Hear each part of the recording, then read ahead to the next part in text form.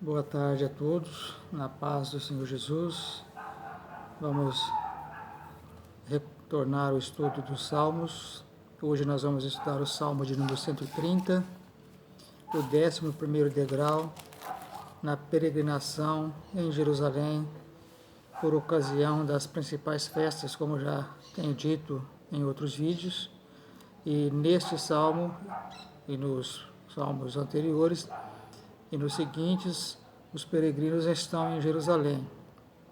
Já disse a vocês em outros vídeos, algumas das festas dos judeus duravam 7 dias, 8 dias. Então, durante esta peregrinação, que não era só a saída de casa até a chegada em Jerusalém, mas também durante os dias que eles permaneciam em Jerusalém, eles passavam a festa louvando a Deus com estes salmos. Nesse 11º degrau, que é o degrau das profundezas, e por que das profundezas? Porque ele começa o salmo justamente dizendo isto: das profundezas a ti clamo, ó Senhor. E aqui, essa profundeza ela pode ser entendida de várias maneiras. Ela pode ser entendida como a profundeza da solidão, a profundeza da aflição, a profundeza da angústia, a profundeza da perseguição. E ninguém melhor que o salmista, e aqui, embora não se diga quem seja o seu autor, mas se atribuirmos a Davi a autoria dele, então melhor do que ninguém melhor do que Davi para saber e falar sobre perseguições, sobre aflições, sobre angústias pelas quais passou. E interessante que ao clamar das profundezas a ti clamo, ó Senhor, ele está clamando sabendo que o seu clamor chegará aos ouvidos de Deus. Ele clama sabendo que o seu clamor será ouvido por Deus. Ele clama com confiança, ele clama com convicção, porque são esses os momentos mais difíceis da nossa vida, os momentos de mais aflições, é que nós clamamos ao Senhor, que a nossa fé é lançada de forma profunda e segura ao nosso Deus, para que Ele ouça e responda às nossas orações. Lembrei-me de Jonas também, um profeta que foi lançado ao mar quando desobedeceu a uma ordem de Deus, e ele foi, depois de ter sido lançado ao mar, ele foi engolido por um grande peixe, e há quem diga que esse grande peixe tenha sido uma baleia.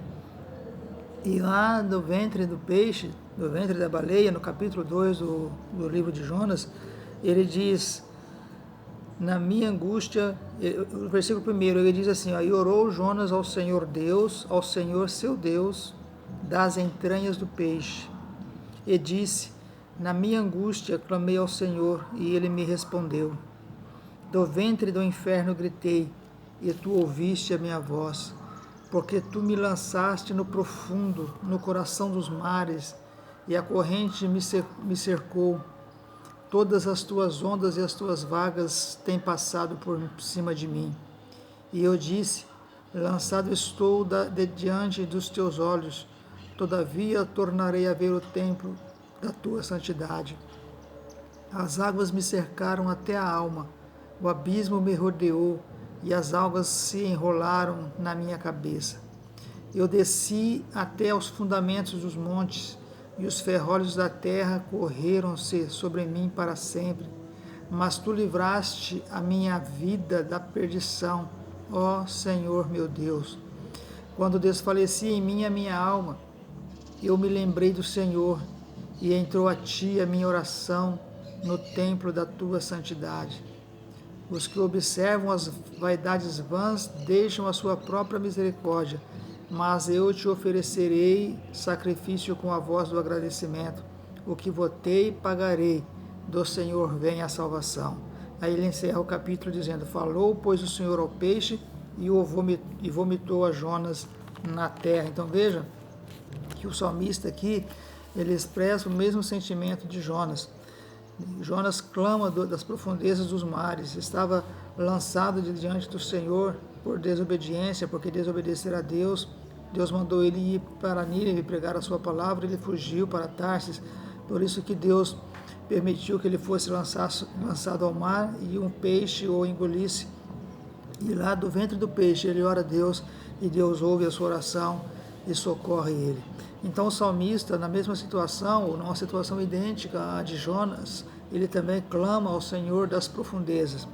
Profundezas essas não do mar, como estava Jonas, mas das profundezas da angústia, como eu disse, da aflição, do sofrimento, da solidão, em que ele por muitas vezes se encontrara. E ele clama sabendo que Deus, o Deus a quem ele servia, o Deus a quem ele conhecia, o Deus com quem ele sempre se comunicava, era poderoso para livrá-lo daquela angústia, daquela solidão, daquela tristeza, daquela aflição.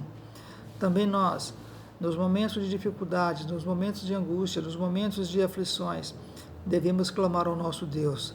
Não só nesses momentos, em todo o tempo nós devemos clamar ao nosso Deus, clamarmos ao nosso Senhor por socorro, porque por certo Ele nos ouve e nos socorre. Mas como disse inicialmente, são esses momentos de angústia, de aflição, de tristeza e de solidão, em que a nossa alma clama ao Senhor com confiança, com fé, e a nossa oração é ouvida, porque são momentos em que nós precisamos de socorro, e por vezes não há ninguém que possa nos socorrer, por vezes não há ninguém que possa nos ajudar nesses momentos, mesmo porque estamos sozinhos, mas o Deus a quem nós servimos, Ele pode nos livrar. Ele fizera isso com Daniel quando fora lançado na cova dos leões. Por certo, Daniel também orou ao Senhor, e o Senhor enviou o seu anjo. Ele mesmo disse: o Senhor enviou o seu anjo e fechou a boca dos leões para que não me fizesse dano algum. Então, quando você estiver em tristeza, quando você estiver em angústia e em aflição, clame ao Senhor, o seu amigo certo das horas incertas, o seu amigo de todas as horas, o seu amigo que pode ouvir a tua oração e te socorrer em qualquer momento, em todo o tempo, porque Ele é fiel, Ele é poderoso para isso. E o salmista continua: Senhor, escuta a minha voz, sejam os teus ouvidos atentos à voz das minhas súplicas. Então ele clama, e além de clamar, ele insiste com Deus, ele persiste na confiança, no pedido de que o Senhor escute a sua oração, de que o Senhor escute a sua voz, de que o Senhor escuta o seu clamor. E ele pede ao Senhor que os ouvidos do Senhor estejam atentos às suas súplicas. Nós sabemos que Deus nos ouve, que Deus nos atende, que Deus nos socorre. E muitas vezes nós, mesmo sabendo disso, nós não recorremos a Ele, nós não pedimos a Ele, nós pedimos a outras pessoas, ajuda a outras pessoas, e isso não é errado também, mas há momentos em que ninguém pode nos ajudar. Há momentos que só o Senhor nosso Deus pode nos socorrer. Há momentos que só o Senhor nosso Deus pode atender a nossa súplica e a nossa oração. E é por isso que o salmista, ele clama aqui e pede ao Senhor para que escute a sua oração, para que escute a sua súplica, porque ele precisa urgentemente do socorro desse Deus. O Salmo 142, que é o salmo escrito por Davi, ele também, que não tem nada a ver com os cânticos dos degraus, mas só para vocês saberem, ele, nesse Salmo 142, que foi escrito por Davi, ele também faz uma oração parecida com a do Salmo 130. No Salmo 142, Davi começa dizendo: com a minha voz clamei ao Senhor, com a minha voz ao Senhor supliquei. Derramei a minha queixa perante a sua face, expus-lhe a minha angústia.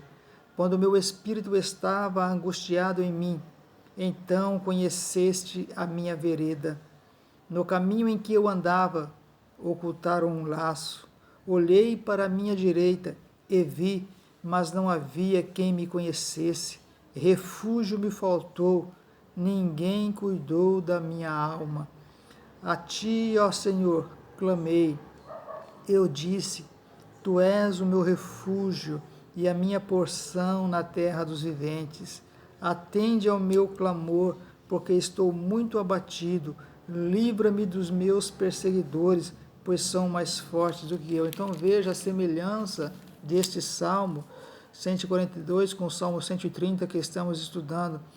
São salmos de alguém que está angustiado, de quem que está aflito, de alguém que está vivendo perseguições, mas de alguém que também tem uma confiança plena em Deus, uma confiança segura no Deus que pode ouvir, que pode responder e que pode socorrer. Façamos isso, que nós, nos momentos de nossa aflição, nós clamemos ao Senhor, mas não apenas clamemos, insistamos com Ele, para que Ele ouça a nossa voz, para que Ele se incline os seus ouvidos para a nossa oração e nos atenda e nos socorra. No salmista, no versículo 3 do Salmo 130, ele prossegue dizendo, mas contigo, ele disse, se tu, Senhor, observares as iniquidades, Senhor, quem subsistirá? Então aqui, depois de ter clamado ao Senhor, ele começa fazendo um reconhecimento, ou reconhecendo que o nosso Deus é um Deus misericordioso, é um Deus piedoso, é um Deus compassivo. E na sequência do seu clamor, ele reconhece que nós, seres humanos, não somos dignos de nada. Ele reconhece que se Deus olhar para as nossas iniquidades, se Deus olhar para as nossas misérias, se Deus olhar para as nossas fraquezas, nós seremos todos destruídos. Mas ele sabe, ao conhecer esse Deus que é poderoso e fiel e misericordioso, ele coloca essas palavras, se tu, Senhor, observares as iniquidades, quem subsistirá?